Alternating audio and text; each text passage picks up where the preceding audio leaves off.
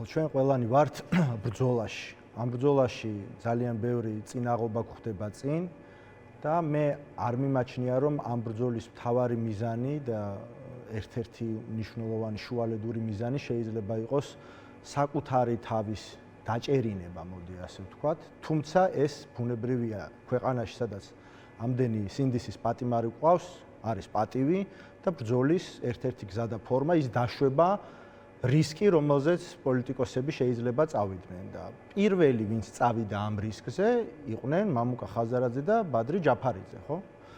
ჩვენ, როდესაც ამ კომისიას, ახლა კითხვა ლევანმა რომ პროპაგანდისტული ნათქვამი იყო, რომ ნაციონალური მოძრაობის დანაშაულების გამოსაძიებელი კომისია, თუმცა ამ მიზნით შეიქმნა, შეიძლება ყველანი აღმოჩნდეთ ლევანიც კი, რომელიც ნაციონალური მოძრაობის რეჟიმის დასრულების დროს 12 წლის იყო, ისიც შეიძლება დაიბარონ ახლა. მე 7 კლასში ვიყო. კი.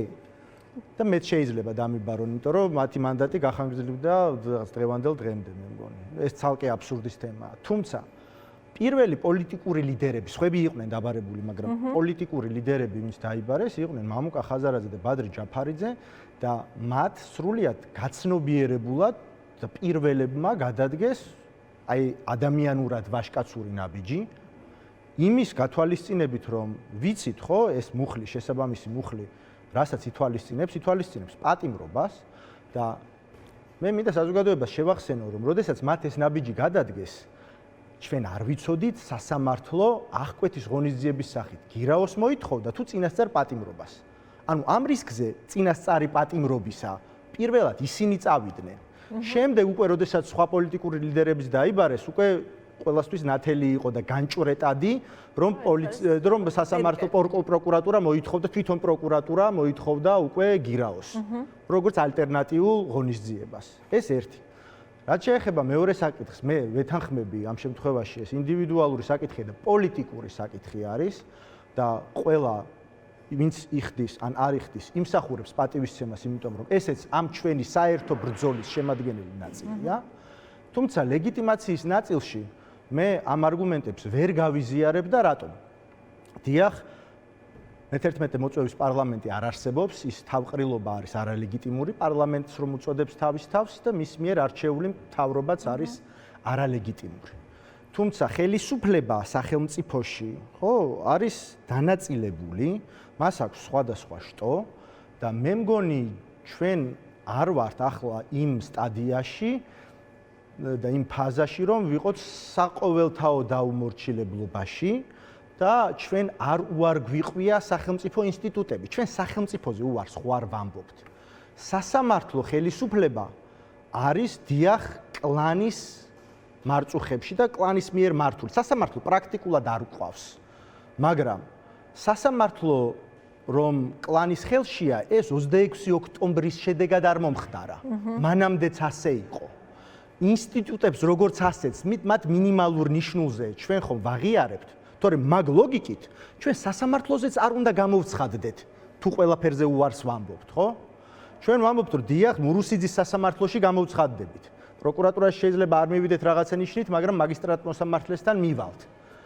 გირაოც არის სასამართლოს მიერ გამოწერილი მისჯილი ღონისძიება, ასე ვთქვათ და არა წულუკიანის მიერ გამოწერილი ჯარიმა. დიახ, წულუკიანის კომისიაზე მისვლა არასწორია. საფუძველი, რა თქმა უნდა, არის. საფუძველი არის, სამართლებრივი საფუძველი. მიზეზი არის ეს. სამართლებრივი საფუძველი არის სისხლის სამართლის ნორმა, რომელიც არასწორად იქნა გამოყენებული ფორმალურადაც და გუშინ ეს დამტკიც და ბადრი ჯაფარიძის და მამუკა ხაზარაძის პროცესებზე უკანონო მოთხოვნა არისო. არალეგიტიმური კომისიისო, ფორმალურადაც კი არაკანონიერად და არაკონსტიტუციურად შექმნილი კომისიის პოლიტიკურ შეფასებას რომ თავი დავანებოთ.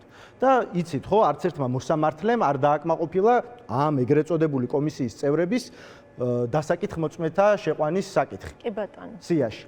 ამდენად ლეგიტიმაციის საკითხი ცოტა ფართო საკითხი არის და მე არ მგონია რომ გირაოს გადახდა ამ დაწესებულება. მისვლა არის ლეგიტიმაციის საკითხი. აი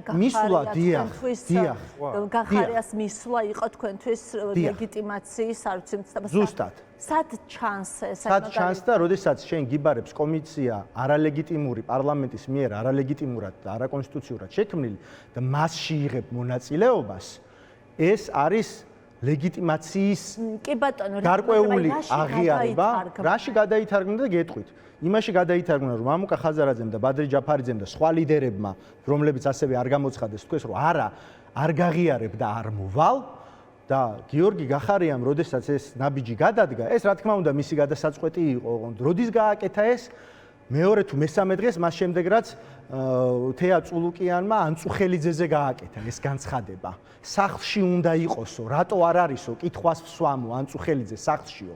აი ამის ფონზე მისვლა და ისე საუბარი, როგორც ეს საუბარი მათ შორის წარიმართა, აი ეს იყო სწორედ მორალურად გაუმართლებელი და პოლიტიკურად მიზან შეუწოდებელი. მორალურად გაუმართლებელი და ლეგიტიმაციის ნაწილში. ნაწილი, აი სად ჩანს მაგალითად. იმაში ჩანს, რომ არალეგიტიმურ კომისიაზე რომ გამოცხადდები და მისი მუშაობის პროცედურებში იღებ მონაწილეობას, მის დღის წესრიგი, ამ პროცესში რო იღებ მონაწილეობას პირდაპირ. აი ეს არის ლეგიტიმაციის მიცემა. ირიბი იქიდან გამომდინარე სასამართლოში გადასვლა, ეს სხვა საკითხი არის და ეს პოლიტიკურად შეფასების ნაწილია ჩემი აზრით, სადაც კიდევ ერთხელ ვაფიქსირებ პატივისცემას იმ ლიდერების მიმართ, რომლებმაც აირჩიეს გზა გირაოს არ გადახდეს. თუმცა ერთი წინადადებითაც ვიტყვი, ვის დაიჭერენ და ვის არა, ამას არ წყვეტს სასამართლო, ამას წყვეტს ივანიშვილი. ეს რუსული ხელისუფლება წყვეტს ამ ეტაპზე, ამ ფაზაში, ამ მიტელ შპილში როგორი სულა გააკეთონ. ისინი ხო ჭადრაკულად უყურებენ, თორე თავდაპირველად ხომ შეეძლოთ რომ ყველასთვის ვინც არ გამოცხადდა გირაოს ნაცვლად წინასწარი პატიმრობა შეეფარდებინათ, ესეც პოლიტიკური იმპულსის მიმცემი იქნებოდა პროტესტისთვის ერთი მხრივ და თან საპატიმროში იქნებოდნენ გამომწყვლელი ლიდერები. ისევე როგორც ახლა რაღაცა პერიოდის შემდეგ დადგა ეს ფაზა და შეიძლება დიდი ალბათობით როგორც ზურა ჯაფარიძე და სხვები ნიკა გვარამია, ნიკა მელია აღმოჩნდნენ გისოსებს მიღმა, ასევე ბადრი ჯაფარიძე და მამუკა ხაზარაძეც, რომელთა საქმეც არსებითად განსახილველად გადაეცა გუშინ წინა სასამართლოს ხდომებზე სასამართლოს.